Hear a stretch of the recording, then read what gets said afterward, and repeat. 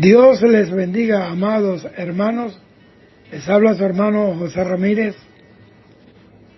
Hoy quiero que leamos el libro de Jonás, capítulo 1, versículos 1 al 3, y leemos: Vino palabra de Jehová, hijo de Amitai, diciendo: Levántate y ve a Nínive, aquella gran ciudad, y pregona contra ella, porque ha subido su maldad delante de mí. Y Jonás se levantó para huir de la presencia de Dios a Tarsis, y descendió a Jope, y halló una nave que partía para Tarsis, y pagando su pasaje, entró en ella para irse con ellos a Tarsis, lejos de la presencia de Jehová. El tema de hoy es un llamado de Dios a los Jonás de hoy. ¿Qué es Nínive? Amados, Nínive significa bonito, agradable, hermoso, pero ese nombre no caracterizaba a los ninivitas, que eran malvados, torturadores, se deleitaban en hacer sufrir a las personas de los pueblos que ellos conquistaban. Nínive era la ciudad más importante de Asiria, y luego se convirtió con el tiempo en la capital del imperio asirio. Nínive era una ciudad perversa, pagana, blasfema, y como ya lo dije, sanguinaria y violenta. Los asirios eran enemigos declarados de Israel. Fueron una potencia dominante en el Medio Oriente por más de 200 años. Eso fue entre los años 885 y 665 antes de Cristo. En varios relatos del Antiguo Testamento se describen las invasiones a Judá y a Israel, y como estos, me refiero a los asirios, los atropellaban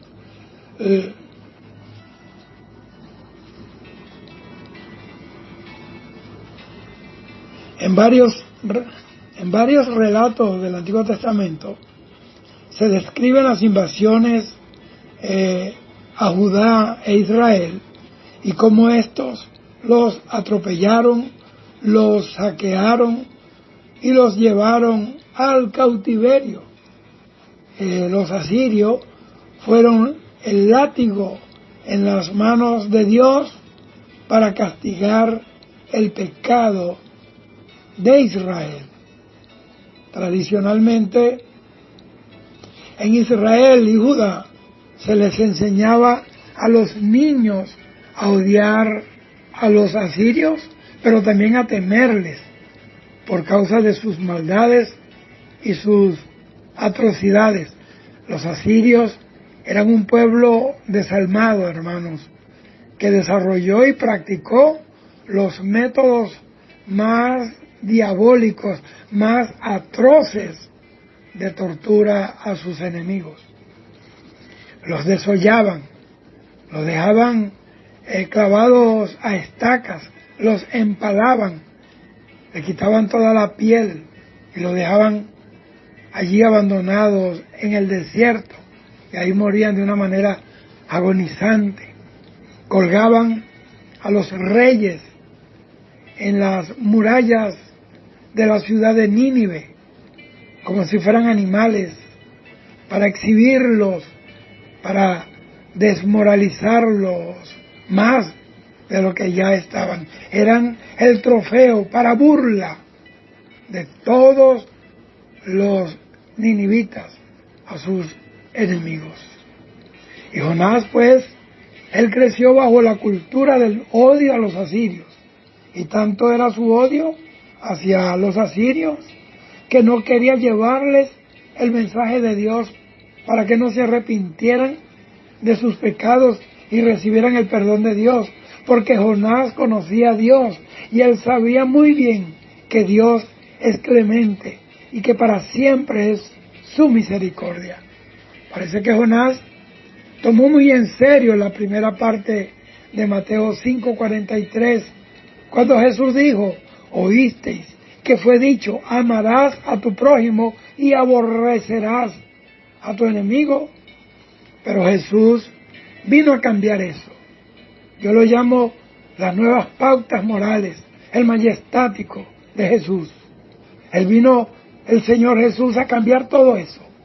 Porque en el versículo 44 Jesús dijo: pero yo os digo, amad a vuestros enemigos, bendecid a los que os maldicen, haced bien a los que os aborrecen y orad por los que os ultrajan y persiguen.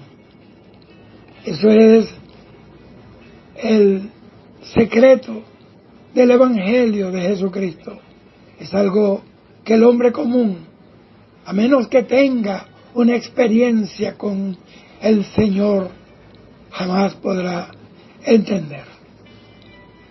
Jonás se levantó de la presencia de Dios y dice que huyó a Jope para salir hacia Tarsis.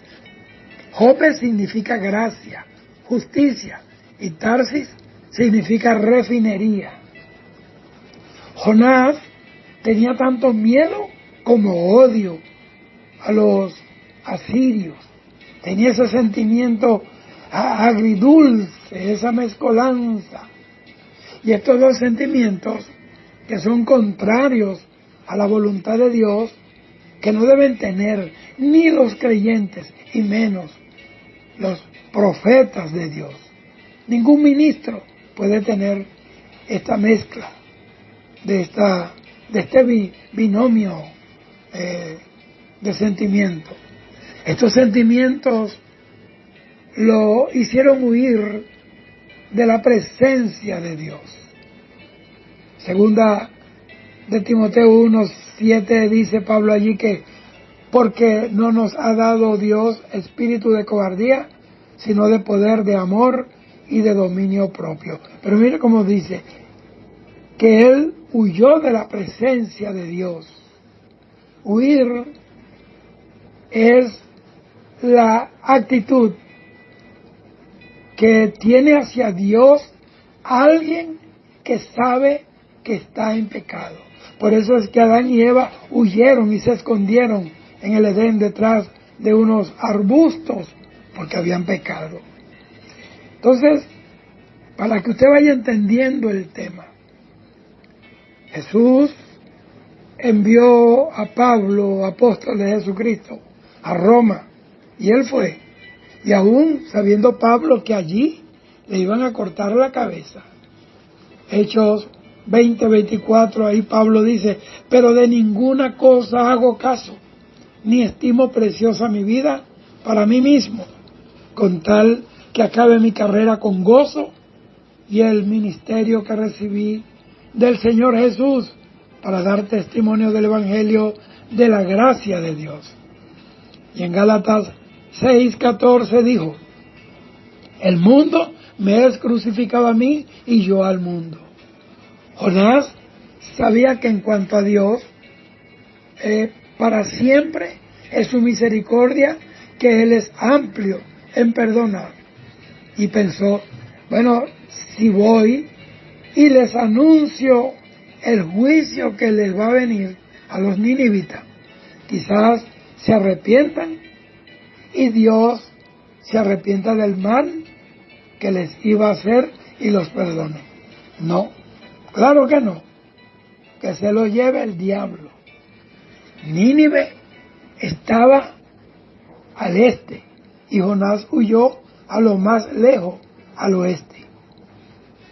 El corazón de Jonás estaba enfermo por el odio a los asirios, estaba dominado por el demonio de la xenofobia.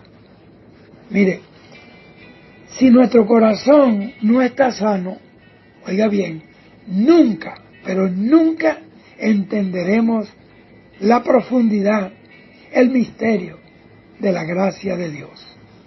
Pero en realidad no se trataba solo del odio que Jonás tenía por los ninivitas, que lo llevó a desobedecer la orden de Dios, porque la desobediencia de Jonás puso en peligro la tripulación del barco que le dio abordaje. Mire, oiga bien, qué peligroso es relacionarse con un Jonás. Tenga cuidado, tenga cuidado. Usted tiene que entender esto que yo estoy hablando hoy. Dios trajo esto a mi corazón. Una vez, estando en la barca que zarpaban para Tarsis, que significa, como le dije, refinería, y Dios estaba por procesar a este profeta de Dios, que indudablemente necesitaba ser refinado, pero a la manera de Dios. Cuando los hombres de Dios pecan contra Dios, es Dios mismo el que los disciplina. Isaías 1:25 dice: y volveré mi mano contra ti, y limpiaré hasta lo más puro tus escorias, y quitaré toda tu impureza. ¿Qué pasó con este profeta que creía que, digamos, que podía hacer lo que le viniera en gana y que se había hecho sus propias reglas en cuanto a quién se le debe ofrecer el mensaje de la salvación y a quién se debe abandonar a su suerte para que muera y para que se pierda? Bueno, apareció en el mar, óigame bien, una tormenta tan furiosa, tan terrible, que azotaba la barca con fuertes olas como latigazos que amenazaban con destruirla. Mientras tanto, ¿dónde estaba Jonás? Estaba durmiendo en el sótano de la barca, muy orondo, muy tranquilo, despreocupado de la situación de peligro que vivían en la pequeña barca, que en realidad fue él quien ocasionó aquella tormenta. Miren, nuestra desobediencia a Dios y a su palabra, a la orden del Espíritu Santo, puede poner en peligro la vida de otros que dependen de nosotros o que estén alrededor de nosotros. Jonás representa a ese cristiano desobediente, con el corazón enfermo de odio, de envidia, de resentimiento, que por donde pasa lo que deja es muerte, desolación, divisiones, va vomitando su veneno, su odio, contaminando a otros. Eso pasó con la familia de Acán, con la familia de los sátrapas que acusaron a Daniel para que lo arrojaran a la fosa de los leones. Eso pasó con toda la familia de Coré, Datán y de Abidán. Eso pasó con los hijos de Saúl. Nuestra desobediencia no solamente nos destruye a nosotros, sino que se transfiere también al entorno donde nosotros estamos, a nuestra familia, a nuestros hijos. El mal lo alcanzó porque no hay un lugar tan lejos que el hombre pueda huir, correr, que no lo alcance la mano de Dios para castigarlo. El Salmo 139, 7, 9 y 10 dice: ¿a dónde me iré de tu espíritu y a dónde huiré de tu presencia? Y si tomare las alas del alba y habitar en el extremo del mar, aún allí me guiará tu mano y me asirá tu diestra. El Salmo 139 es uno de mis salmos preferidos. Amós capítulo 9 versículos 3 y 10 dice: si te escondieres en la cumbre del Carmelo, allí los buscaré y los tomaré, y aunque se escondieren de delante de mis ojos en lo profundo del mar, que era precisamente en donde estaba escondido Jonás, allí mandaré a la serpiente y los morderá. Y el versículo 10 dice: a espada morirán todos los pecadores de mi pueblo que dicen: no se acercará ni nos alcanzará el mal.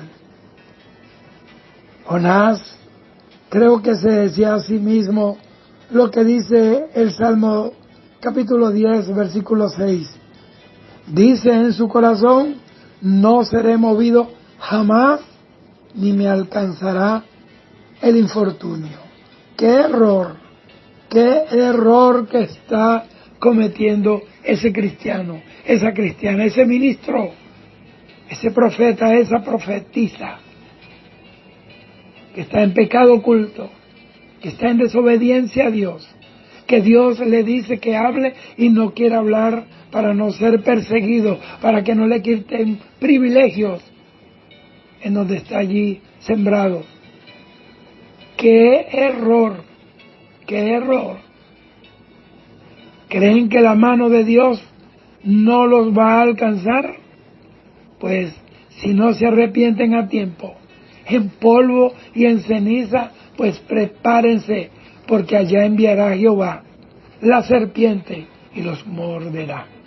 Y la serpiente no tiene nada que ver con Dios. ¿Por qué? Porque cuando alguien está en pecado, está en desobediencia, rebelado,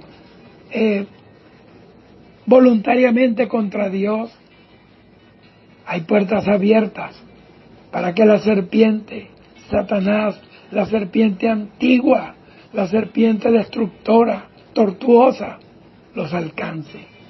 La Biblia dice que el que es de Dios, el que se guarda en Dios, el maligno no le toca.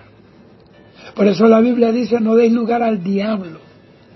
Mientras estemos en integridad, hermanos, no importa cuánto tengamos que sufrir, pero es mejor tener al cielo a nuestro favor, que las faldas de Jehová nos cubran, que la gracia del Espíritu Santo nos arrope, nos cobije, porque si no estaremos desnudos, listos, vulnerables para ser destruidos por el diablo, por sus demonios. Es increíble, hermanos, ver a un profeta de Dios huyendo de su responsabilidad de anunciar el mensaje de Dios. Pues para eso fue que Dios nos ha llamado, para eso nos llamó el Espíritu Santo, para hacer sus trompetas en la tierra, para alumbrar como antorchas en un lugar oscuro. Las antorchas están escondidas, como aquellos 100 profetas escondidos en los tiempos de Acab y Jezabel, en los tiempos de Elías. Ya hay lugares donde no quieren oír, así dice el Espíritu Santo. ¿Y de quién es la iglesia?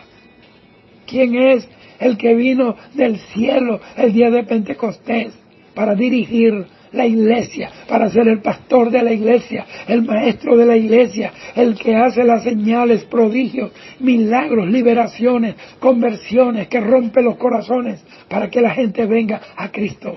Es el Espíritu Santo que obra para glorificar a Cristo y honrar su sacrificio en la cruz.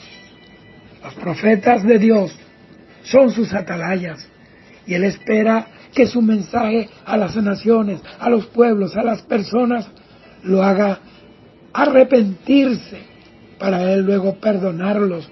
¿Por qué? Porque grande es el misterio de la piedad, dijo Pablo.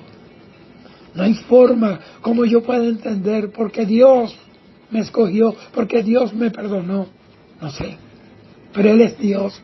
Por eso dice Ezequiel 3:18, cuando yo dijere al impío, de cierto morirás, y tú no le amonestares ni le hablares, para que el impío sea apercibido de su mal camino, a fin de que viva. El impío morirá por su maldad, pero su sangre demandaré de tu mano. Amados hermanos, Pablo aborrecía a los cristianos por su celo legalista y religioso. Me refiero a Pablo cuando era Saulo de Tarso, antes de convertirse a Jesucristo, antes del encuentro con Jesús en el camino de Damasco. Pero cuando tuvo, como le dije, ese encuentro con el Señor Jesús en el camino de Damasco, que el Señor lo derribó a tierra, que el Señor le dijo: Saulo, Saulo, ¿por qué me persigues?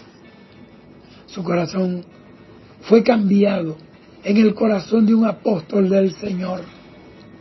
A partir de ese momento, Jesús lo envía a llevar las buenas nuevas a los judíos y a los gentiles. No nos extrañemos, y es mi oración que Dios llame obreros a la mies, sí, pero Dios va a traer gentes a la iglesia, que Dios lo va a sacar de las cárceles, del narcotráfico, de las guerrillas, de la brujería, de la hechicería, que los va a traer del sicariato para convertirlos en ministros del Señor, que va a arrancarlos de las garras del homosexualismo, del lesbianismo, para convertirlos en testimonio viviente de la misericordia de Dios y del amor de Jesucristo. Esto era un compromiso serio para Pablo, por sus antecedentes de perseguidor de la iglesia de Cristo. Pero en Hechos capítulo 26, versículo 19 dice: por lo cual, oh rey Agripa, no fui rebelde a la visión celestial. Porque hay visiones celestiales y hay visiones demoníacas, hay visiones engañosas. ¿Cuántas iglesias se han dividido por un falso profeta? ¿Cuánta gente se han desviado de la verdad por un falso profeta? ¿Cuánta gente se han casado, se han divorciado? ¿Cuántos hogares han sido destruidos por una visión, por un mensaje, por una profecía que no viene de parte de Dios? Hoy tenemos la misma panorámica en el mundo. Vemos maldad, me refiero a la panorámica de Nínive, vemos corrupción, herejía, violencia, idolatría, ocultismo, falsas doctrinas, sectas y religiones falsas. Es decir, que el mundo entero se ha vuelto una Asiria moderna y una Sodoma y Gomorra modernas, a todo color. Hechos 2:40 dice: sed salvos de esta perversa generación. El que conoce la palabra y el que está siguiendo paso a paso, los latidos, los acontecimientos de la palabra, sabe que estamos en los últimos días y que esta sociedad cada día está más corrompida. Cada día este mundo está más arrastrado, lleno de pecado y de maldad. Cada vez están más de espaldas a Dios. Por eso un cristiano verdadero no haya cabida en este mundo y está clamando a Dios que venga pronto y nos saque de este gran zafacón, de este chiquero. Pero mientras tanto tenemos que seguir peleando por esas almas que fueron rescatadas, fueron salvadas por Cristo en el Calvario. Y así como Dios tuvo misericordia de ti y de mí, tenemos que tener misericordia de los demás. Pero, ¿en dónde están los Jonás en el día de hoy? Y me refiero al Jonás en el buen sentido de la palabra, en el hombre que recibió el llamado para llevar el mensaje a un pueblo que estaba a punto de perecer. Ya casi nadie quiere ir a las misiones, a rescatar vidas, a rescatar almas perdidas, armados del poder del Espíritu Santo y del amor del Señor Jesucristo. Son pocos los ministerios y organizaciones que tienen la visión evangelística y misionera. Una iglesia que no tiene visión evangelística y misionera está fracasada. Ya casi nadie le dice a Dios como le dijo Isaías, allá en Isaías 6:8, heme aquí, envíame a mí. No quieren invertir en las misiones ni en las campañas evangelísticas. Pablo dice en 1 Corintios 9:16, ay de mí si no anunciare el Evangelio. La iglesia de Jesucristo es evangelística y es misionera. Estos son los dos métodos bíblicos que hacen crecer la iglesia del Señor. Para eso Dios te llamó. Para eso Dios me llamó. Para eso Dios me extendió la vida. Me devolvió la vida en el 2016. Y me dijo el Señor, allá arriba, me dijo, te devuelvo la vida para que sigas predicando el Evangelio de mi Hijo Jesucristo. En la iglesia de Jesucristo no puede haber cabida a la xenofobia, porque la gran comisión es ir por todo el mundo y predicar el Evangelio a toda criatura. Yo tengo un amigo que antes de ser cristiano, era un niño, muchachito, él no le gustaban las personas de color, los negritos, los aborrecía, pero Dios lo llamó, transformó su corazón y hoy es un misionero de Jesucristo en África y ama a esos negros más que su vida. Eso solo lo hace el Espíritu Santo, que cambia tu mente, cambia tu léxico, cambia tu paradigma, te los rompe y te establece nuevos, que te hace bullir en el amor de Dios. Jesús acabó con ese sentir xenófobo cuando fue a Samaria y le habló a una samaritana y dice, porque los judíos y los samaritanos no se trataban entre sí. Juan 4:9. Jesús no discriminó a nadie. Él caminaba con prostitutas, con ladrones, con publicanos, con pecadores.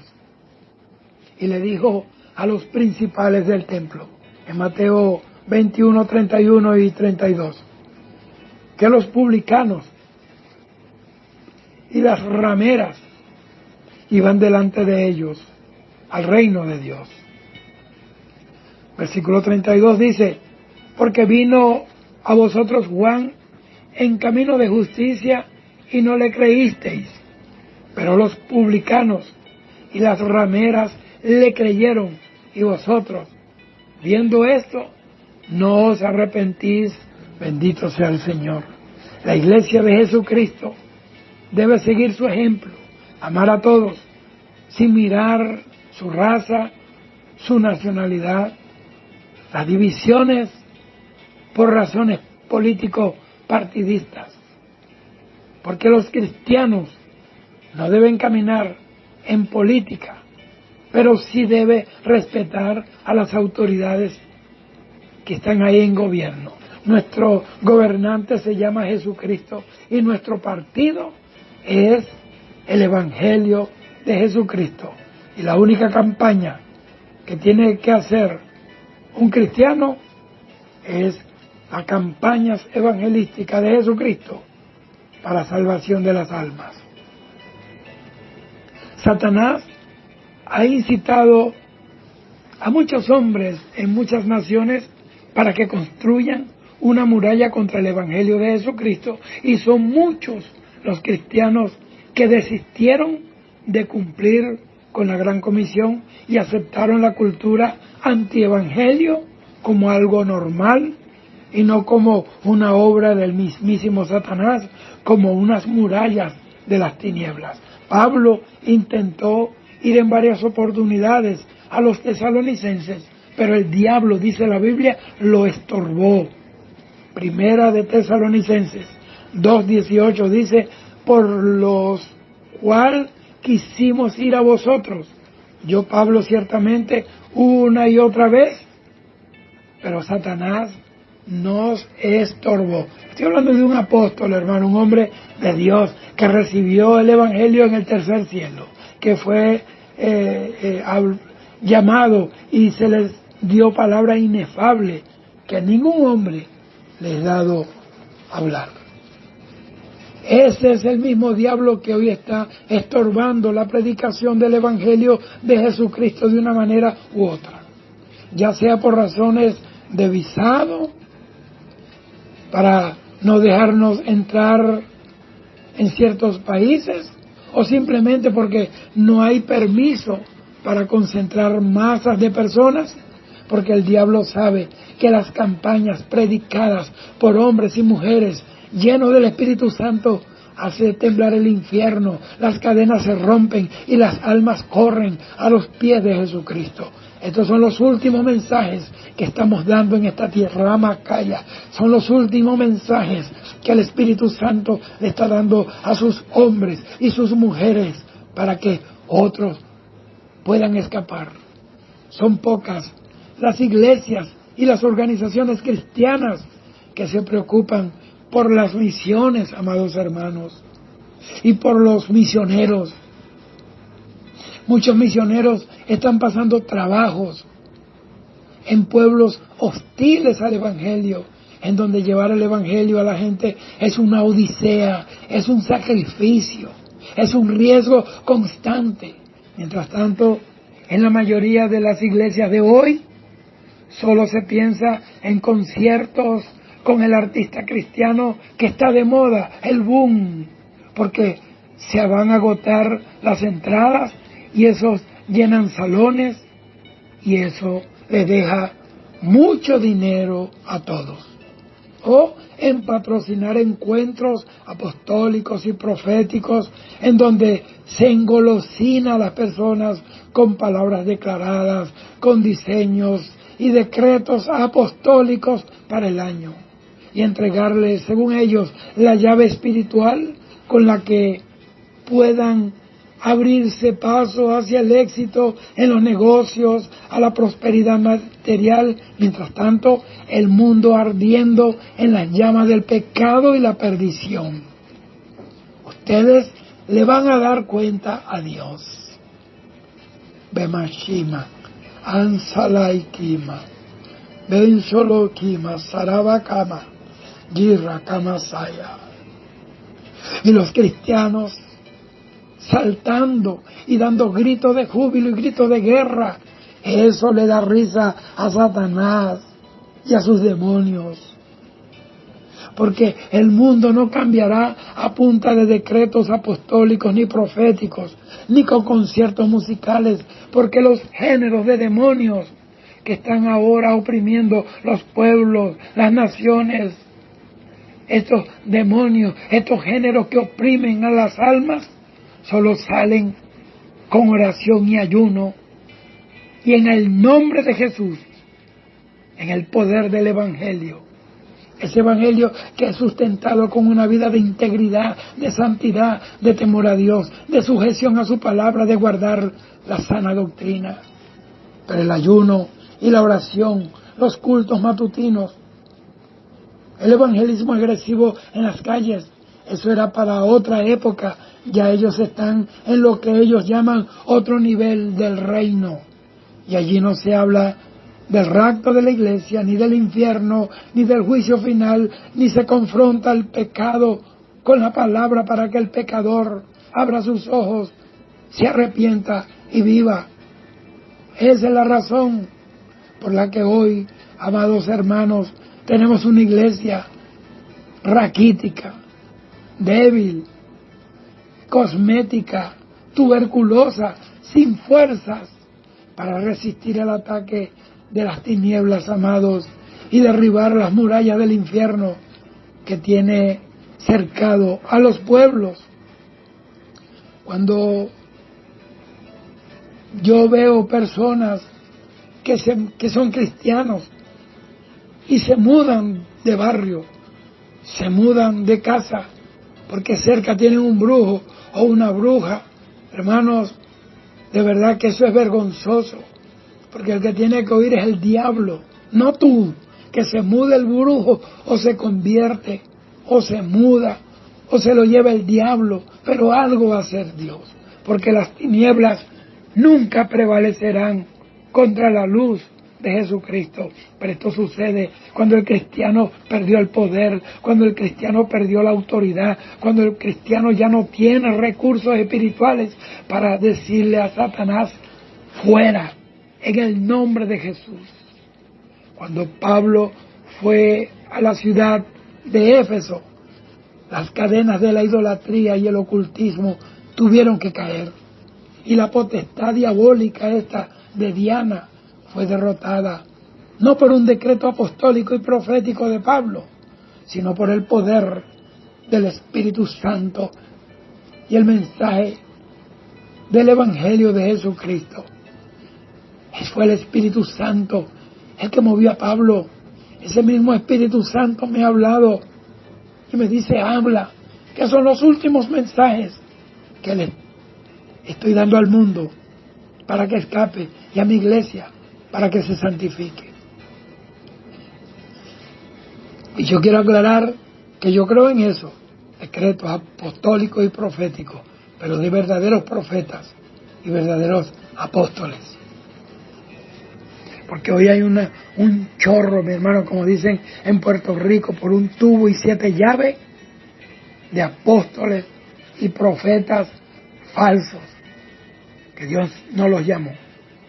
En Hechos 19, 11 y 19 dice, y hacía Dios, óigame, milagros extraordinarios por mano de Pablo. Pregunto yo, ¿dónde están los milagros de los que se hacen llamar apóstoles? El único milagro que hacen es que te sacan el dinero sin sacarte de la cartera. Ese es el único milagro, que es el único tema que ellos tratan todos los domingos, es el diezmo, la ofrenda, el pacto y cómo Dios te va a bendecir y cómo Dios te va a dar. Y el versículo 19 dice ahí, de Hechos 19, y muchos de los que habían practicado la magia trajeron los libros y los quemaron delante de todos, y hecha la cuenta de su precio hallaron que era 50,000 piezas de plata. En los versículos 13 al 16 dice que 7 hijos de un tal Esceva decretaron palabra apostólica y profética sobre un demonio que poseyó a un hombre, y este les dijo, a Jesús conozco y sé quién es Pablo y lo respeto, pero ustedes quién diablos son, quiénes son ustedes. Y dice que el demonio saltó sobre ellos y los dominó, los hirió, y dice que salieron huyendo, heridos y desnudos y avergonzados, y que eso trajo temor al pueblo de Dios en Éfeso y al pueblo, a los ciudadanos de Éfeso, y dice que magnificaban el nombre del Señor Jesús. Volviendo al tema de Jonás, este tuvo que ir a cumplir la misión que le encomendó Dios de ir a Nínive a predicar, y lo envió Dios de vuelta para allá atrás, dentro del vientre de un pez, y el pez lo vomitó en la costa de Nínive.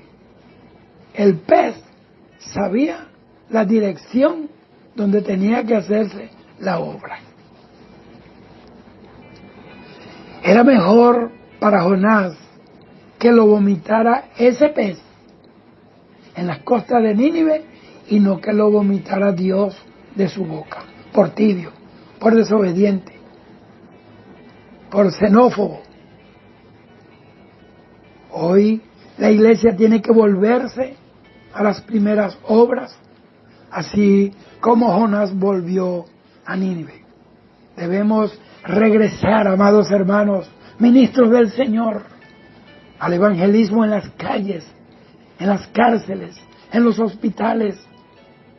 Hoy vemos cristianos en los hospitales, pero solo cuando van a chequearse con el médico. Tenemos que hacer guerra espiritual contra las tinieblas, en el mismo terreno en donde el diablo ha oprimido a las almas. Mucha gente hoy está en sufrimiento en los hospitales, porque pueden adquirir la medicina, pero hay cosas que la medicina ni la ciencia puede lograr. Estuve en terapia intensiva hace poco. Estando en terapia intensiva, vi una mujer frente a mí, murió en su cama, y vi cuando el monitor, la luz del monitor del corazón se apagó, le taparon la cara con la sábana los médicos y se fueron. Yo le dije al Señor: Padre, yo estoy aquí por algo. Si yo me muero ahora, sé para dónde voy. Pero esta mujer pueda que esté ahora mismo descendiendo por las gradas, las escaleras, a las pailas del infierno. Dale una oportunidad, Dios mío. Y allí casi ni podía yo hablar. Y Dios le dio la vida. Y vive Jehová, en cuya presencia estoy, que estoy hablando verdad de Dios. Tú tienes que llevar vida donde quiera vayas. Muchas veces Dios permite situaciones, porque detrás de situaciones hay una visión, hay un propósito. Todas las cosas nos ayudan a bien. Tenemos, amados, que volvernos a los ayunos congregacionales, a las vigilias sin sopas, sin sándwiches y sin café a medianoche, sin dinámicas de juego para que las personas no se duerman en la iglesia. Esas son las clases de actividades que se están haciendo hoy en día, puro show, entretenimiento, y se hacen vigilia, es una sola cantadera de corito y va hasta bailando hasta las 6 de la mañana. Por eso los que están alrededor de esas congregaciones no se convierten al Señor, porque esas actividades no tienen fuerza ni tienen poder espiritual para remover tinieblas de un lugar. No afectan al mundo de las tinieblas. Pero mire, por la irresponsabilidad de Jonás, 120,000 personas se iban a morir y se iban a ir al infierno de cabeza. Eso dice que a Dios los ninivitas paganos, violentos, torturadores, idólatras, le importaban tanto como cualquier pecador de la tierra en el día de hoy. Yo no veo diferencia entre un borracho y un jugador de gallos, de casino. Yo no veo ninguna diferencia en el que se fuma un cigarro o el que fuma marihuana. No veo ninguna diferencia el que se roba un peso y el que se roba 1,000,000. Dios no clasifica a los pecadores. La paga del pecado tiene una sola sentencia: muerte. Y separa al hombre de Dios. Isaías 59:2. Segunda de Pedro 3:9 dice que Dios no quiere que ninguno perezca, sino que todos procedan al arrepentimiento. Jonás tuvo su oportunidad de hacer la voluntad de Dios, aunque fuera a punta de palo. Hoy es tu oportunidad. No puedes huir.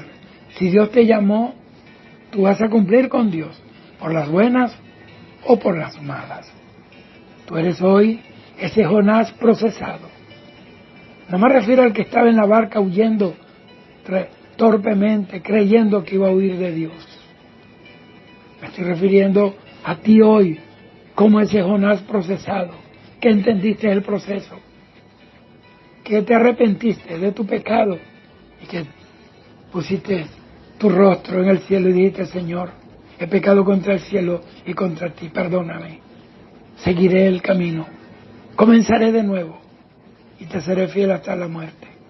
Ese Jonás levantado y capacitado por el Espíritu Santo para llevar el mensaje de salvación en Cristo Jesús. El único que puede salvar es Cristo. Si el mensaje que se predica, Cristo no es el centro, no es de Dios. Si el mensaje que se predica hoy, el único camino al Padre no es Jesucristo, no es de Dios. Si el único intercesor y mediador entre Dios y el hombre no es Jesucristo, en ese mensaje no es el mensaje de Jesucristo. Dios te llamó a ti y a mí para llevar este mensaje de salvación a toda criatura. La gran comisión hoy está viva, está activa, está vigente y es para ti y para mí. Dios te bendiga hoy, mañana y siempre. Busca a Dios, santifícate. Si estás huyendo de Dios, sigue corriendo, pero no vas a llegar lejos. Donde llegues, la mano de Jehová te alcanzará. Hay un pez preparado, un gran pez, para aquellos que no quieren obedecer a Dios. Es mejor tener a Dios de amigo. Hay de aquel que pleitea con su hacedor. No cometas la torpeza de Jonás. Es un honor servir a Dios. Es un honor pararse delante de una persona o de 1.000.000 de personas y ser una carta abierta del amor de Dios que el mundo pueda oír. Qué hermoso es que la palabra de Dios está impresa, está esculpida con martillo, cincel y fuego en nuestros corazones. Y podemos decir como Jeremías, hay un fuego metido dentro de mis huesos. He tratado de resistirlo, de sufrirlo, pero no he podido, porque Dios es más fuerte que yo, me venció, me sedujo, me rindió con su poder. El que no se preocupa por el perdido, ni por sus hijos perdidos, ni su familia perdida, es que el fuego que tiene que estar metido en los tuétanos de los huesos se apagó hace rato. Cuídate.